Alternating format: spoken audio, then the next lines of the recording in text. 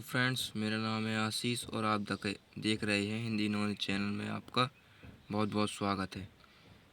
Video के आगे बढ़ने से पहले अगर आपने चैनल को सब्सक्राइब नहीं किया है तो ज़रूर कर दें और घंटे के आइकन को प्रेस कर दें। आज मैं आपको पंचलाइट कहानी बताऊंगा जो कि फणीश्वरनाथ रेणु के द्वारा लिखी गई है। ये बोर्ड परीक्षा में बहुत ही बार पूछी जाती है और इस साल भी ज़रूर पूछी जाएगी। तो चलिए आगे बढ़ते हैं। पेट्रोमैक्स यानी पंचलाइट की खरीदारी।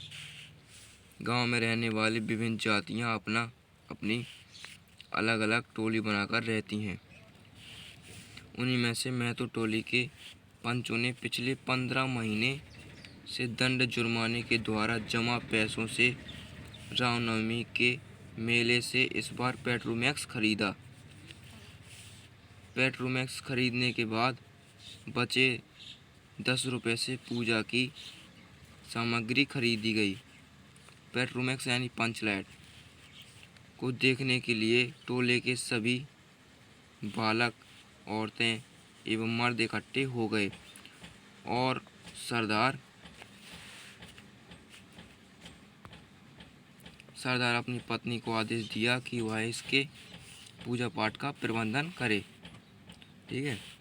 पंचलाइट जलाने की समस्या। अब पंचलाइट तो उन्होंने खरीद लिया पर किसी को जलाना नहीं आता था। तो चलिए देखते हैं, आगे बढ़ते हैं क्या हुआ। मैं तो टोली के सभी जन पंचलाइट के आने से अत्यधिक उत्साहित हैं, लेकिन उनके सामने एक बड़ी समस्या यह आ गई कि पंचलाइट जलाएगा कौन, क्योंकि किसी भी व्यक्ति को उसे जलाना नहीं आता था।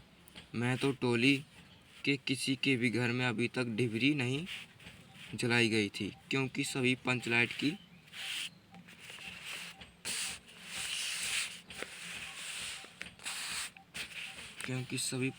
की रोशनी को ही सभी ओर फैला हुआ देखना चाहते थे। पंचलाइट के जलने से पंचों के चेहरे न जलने से पंचों के चेहरे उतर गए। ठीक है। राजपूत टोली के लोग उनका मजाक बनाने लगे, जिसे सब ने धैर्यपूर्वक सहन किया। इसके बावजूद पंचों ने तय किया कि दूसरी टोली के व्यक्ति की मदद से पंचलाइट नहीं जलाया जाएगा, चाहे वह बिना जले ही पड़ा रहे। ठीक है। उन्होंने यह तय किया कि अब दूसरी टोली के लोगों से हम पंचलाइट नहीं जलवाएंगे, चाहे वह बिना जले ही पड़ा रहे। तो टोली द्वारा दी गई सज़ा भुगत रहे गोधन की खोज। अब चलिए आगे बढ़ते हैं। गोधन की खोज।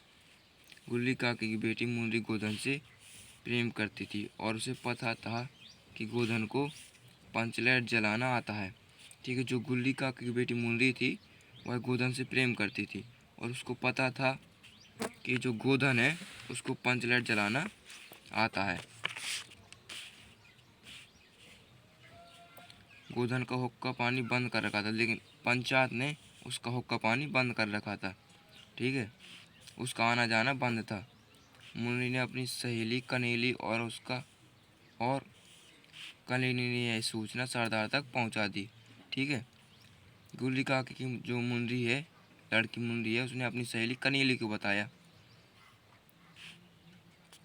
और कनेली ने वह सूचना सरदार तक पहुंचा दी कि गोधन को पंचलाइट जलाना जानता है। सभी पंचों ने सोच विचार कर अंत में निर्णय लिया कि गोधन को बुलाकर उसी से पंचलाइट जलवाया जाए। अब गोधन द्वारा पंचलाइट जलाना। अब गोधन पंचलाइट को जलाएगा।